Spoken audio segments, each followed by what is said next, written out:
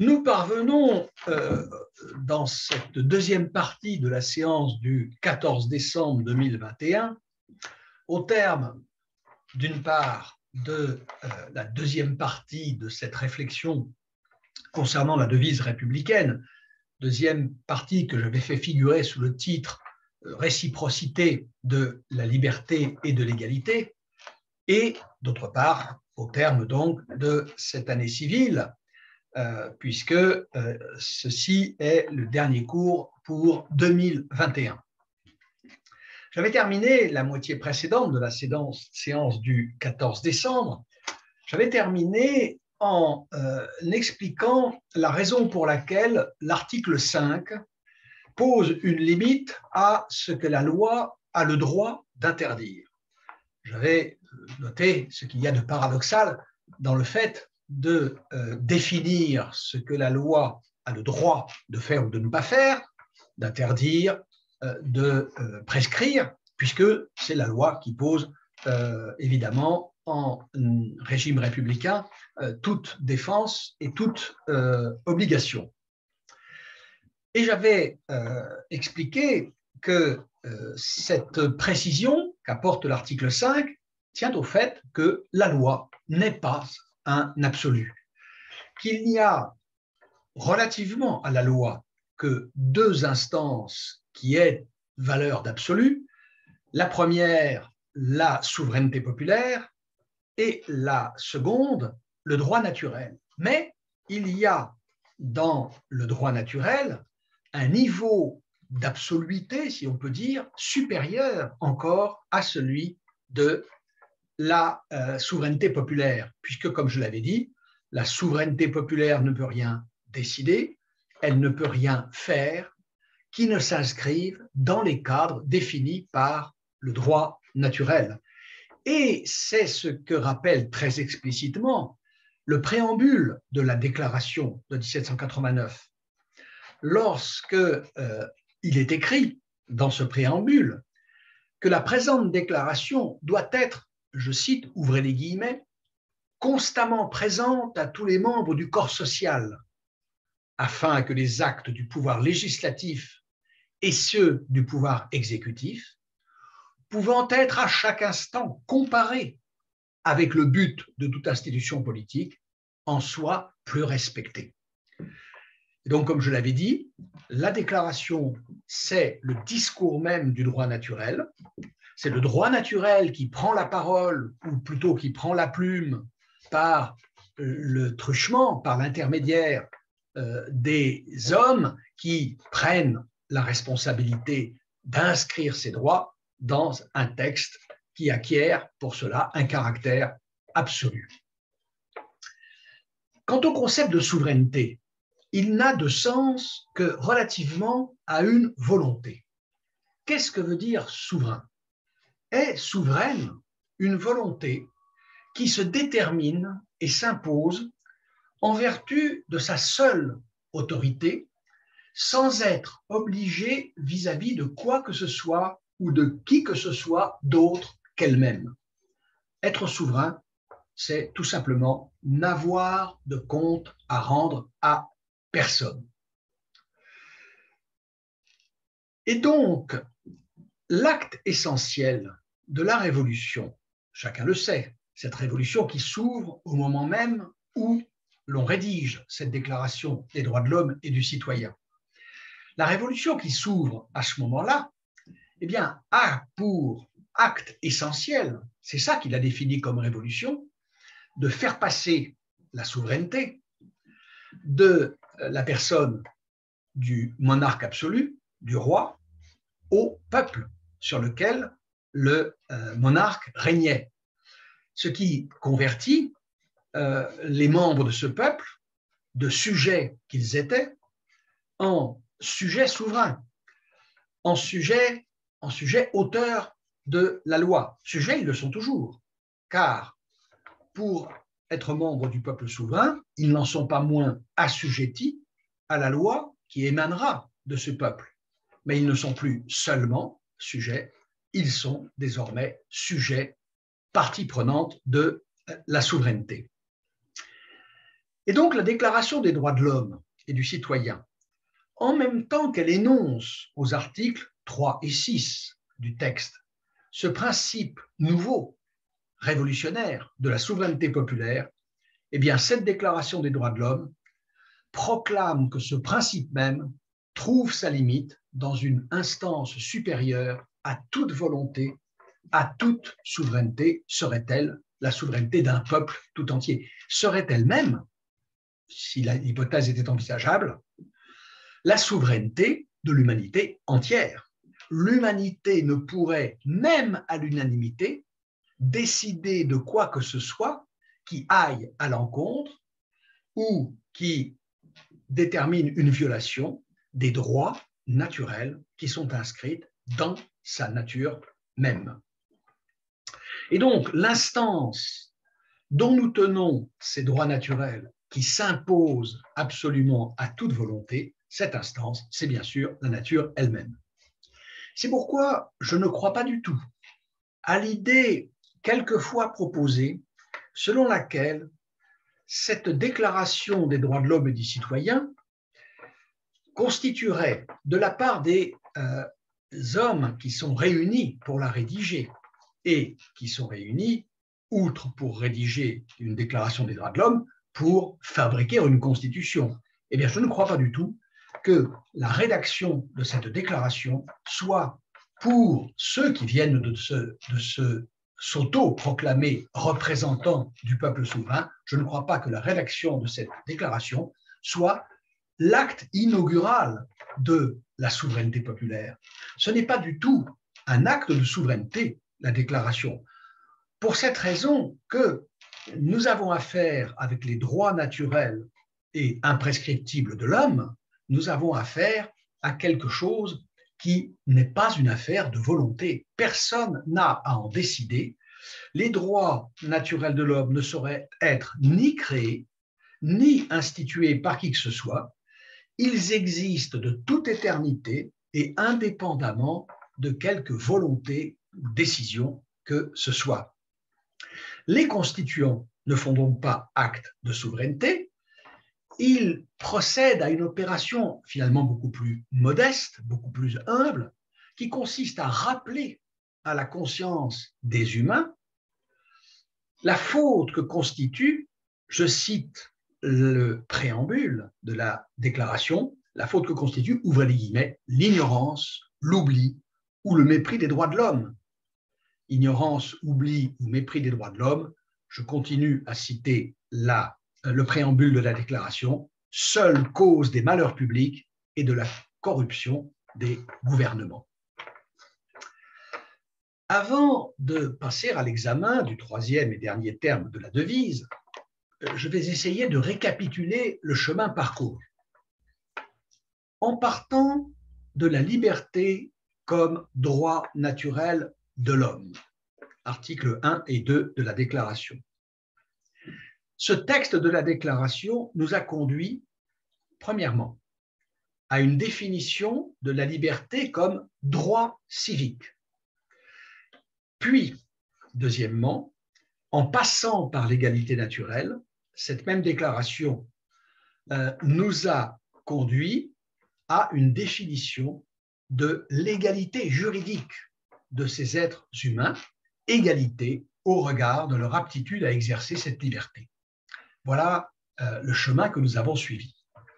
Pour le dire autrement, mais je ne fais que formuler différemment ce que je viens d'énoncer.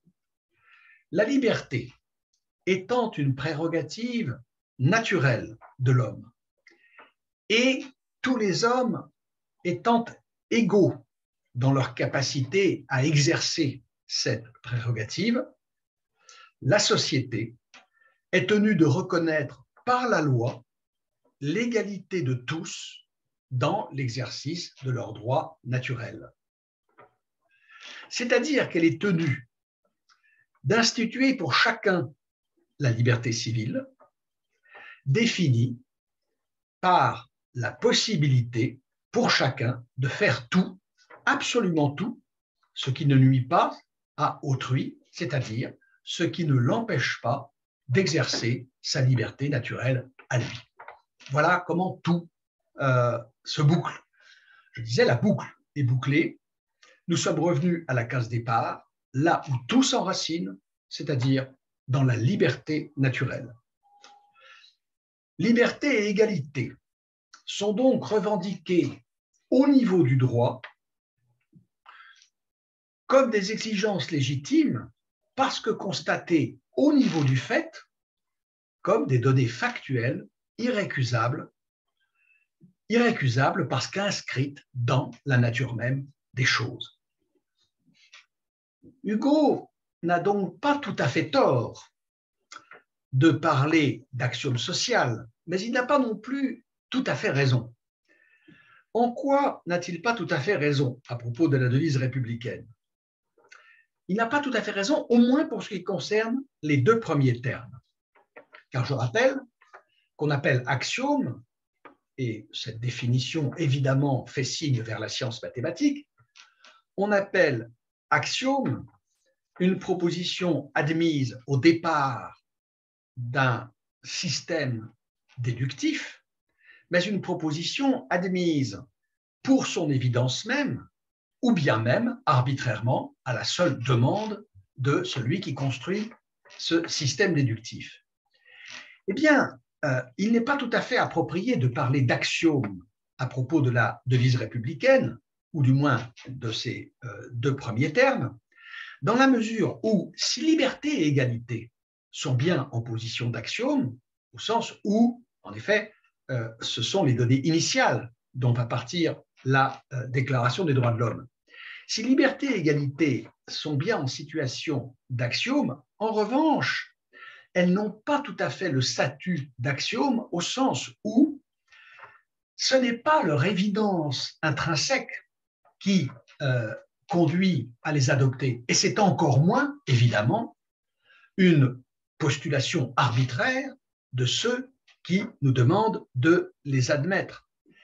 Les penseurs des Lumières n'ont pas jugé que la liberté et l'égalité des humains aillent suffisamment de soi, que ces deux notions aient suffisamment d'évidence intrinsèque pour se dispenser d'en donner une démonstration.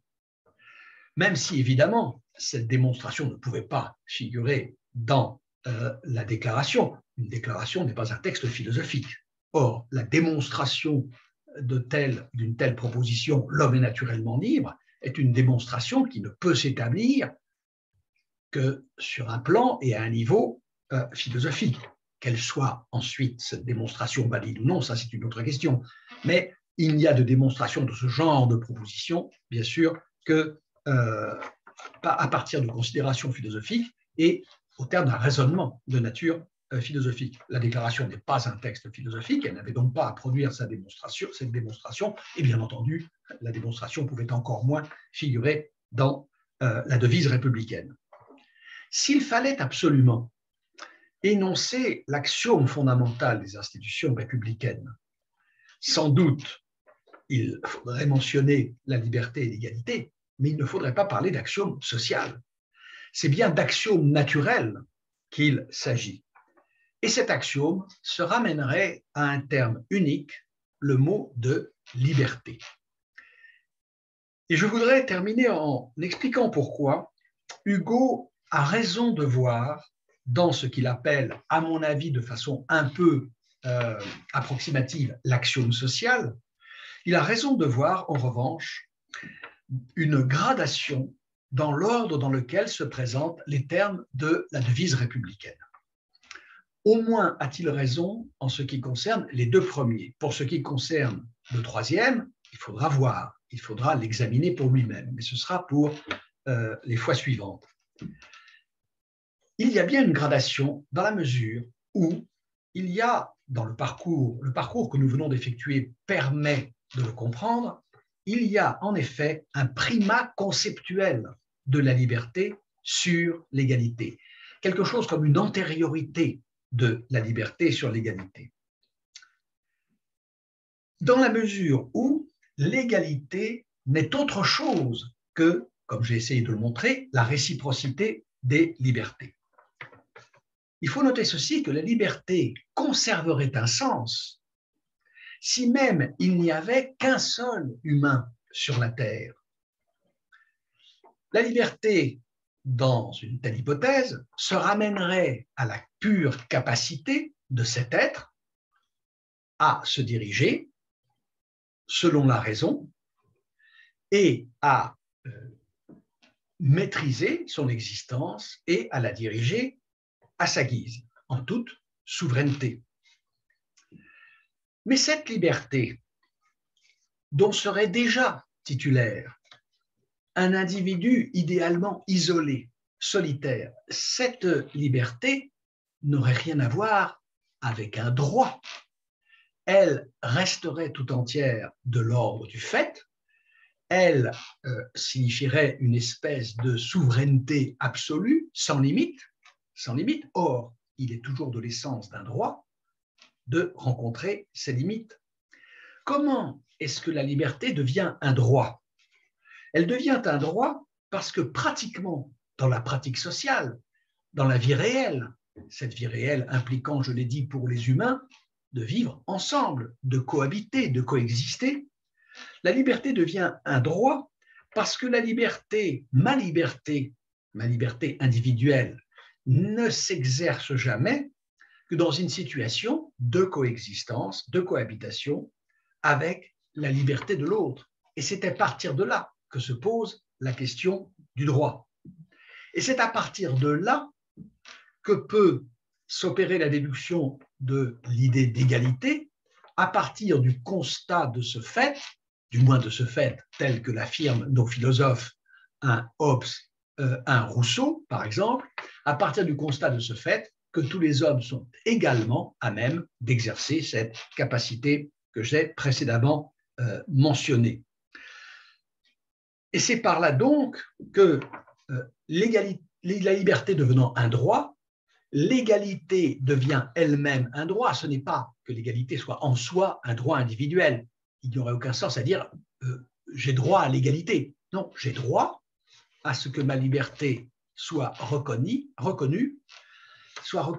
par l'association politique à un niveau égal à celui où est reconnue la liberté de l'autre. Donc, l'affirmation de l'égale capacité de tous à jouir de ce pouvoir, par la raison de se conduire de façon autonome, eh bien, cette affirmation débouche sur l'institution de la loi qui permet, alors là je vais citer non plus Rousseau, non plus Locke ou Hobbes, je vais citer Kant. L'institution de la loi, ouvrez les guillemets, permet à la liberté de l'arbitre. Entendez par arbitre, on pourrait dire libre arbitre, la volonté souveraine de chacun. La loi, je cite, ouvrez les guillemets, permet à la liberté de l'arbitre de tout un chacun de coexister avec la liberté de tout autre, suivant une loi universelle de liberté, suivant une loi universelle de liberté. La liberté de chacun est assurée dans un cadre collectif, et c'est ça que veut dire l'idée d'universalité ici, est assurée dans un cadre collectif par cette institution qu'est la loi qui, par sa nature, dans son essence même, implique l'idée d'universalité. Il n'y a pas de loi qui ne soit universelle. Si une loi souffre une exception, alors ce n'est plus tout à fait une loi. Imaginons par exemple que les physiciens découvrent une loi de la nature, mais qu'ils s'aperçoivent ensuite que tel phénomène n'obéit pas à cette loi. Il faudrait par conséquent réviser la loi, relativiser la loi, limiter la portée de la loi, ce qui d'ailleurs se fait régulièrement dans le progrès scientifique. C'est exactement comme ça qu'on est passé, par exemple, de la physique newtonienne à la physique relativiste. Et en général, cela se passe en intégrant la loi à laquelle on a découvert une exception à une loi plus large, à une loi plus compréhensive, à une loi plus générale qui intègre la loi précédente comme un cas particulier. Nous avons donc bien, en effet, affaire à une gradation. D'abord, il y a la liberté. Et c'est par rapport à la liberté que l'égalité trouve sa définition, trouve sa justification comme droit naturel de l'homme. Alors, cette gradation est-elle, comme l'affirme Hugo, irréprochable? Je crois qu'on peut dire oui, elle est irréprochable pour ce qui concerne les deux premiers termes. Pour ce qui concerne la totalité de la devise républicaine, la triade liberté, égalité, fraternité, alors, pour savoir si cette gradation, si gradation il y a toujours en passant au troisième terme, si cette gradation est irréprochable, eh bien, il faudra examiner de plus près ce troisième terme, ce troisième et dernier terme de la devise. Ça, ce sera pour les séances suivantes. Cela me prendra, je pense, un peu moins de temps que l'examen de la liberté et de l'égalité, mais enfin, il faudra quand même aller regarder d'assez près ce que signifie cette notion de fraternité. Voilà, je vous remercie pour cette année, pour le début de ce cours, pour votre attention, pour m'avoir suivi, pour votre fidélité, et je vous dis à l'année prochaine, non sans vous avoir souhaité de passer les meilleures fêtes possibles dans les conditions qui sont évidemment celles d'aujourd'hui. Et donc, bon, je me dispenserai parce que je ne veux pas répéter ce dont on vous rebat les oreilles, à juste titre, sans doute, dont on vous rebat les oreilles à la radio, je suppose à la télévision, je ne l'ai pas, mais je pense que ça doit être pareil, les conseils de prudence, de vigilance, etc., ces conseils sont légitimes. J'ajouterai ce conseil, mais ce n'est pas un conseil ne peut venir que d'une personne autorisée, que d'une personne compétente, ce que je ne suis pas, mais j'ajouterai c'est plutôt, si vous voulez, de ma part, une injonction civique, allez vous faire vacciner. Voilà. Pour ceux qui voudraient, disons, je ne suis pas ici, moi, à faire de la propagande pour la vaccination, dont l'utilité, dont la nécessité même me paraît absolument évidente. Pour ceux qui voudraient en discuter, vous avez mon numéro de téléphone 05 62 39 13 57. Et même si vous voulez me voir, à moins que vous me disiez je ne suis pas vacciné, auquel cas on mettra les masques, je suis tout à fait prêt à en discuter. Voilà, je vous souhaite une excellente fin d'année, de joyeuses fêtes et je vous dis à l'année prochaine. Merci beaucoup.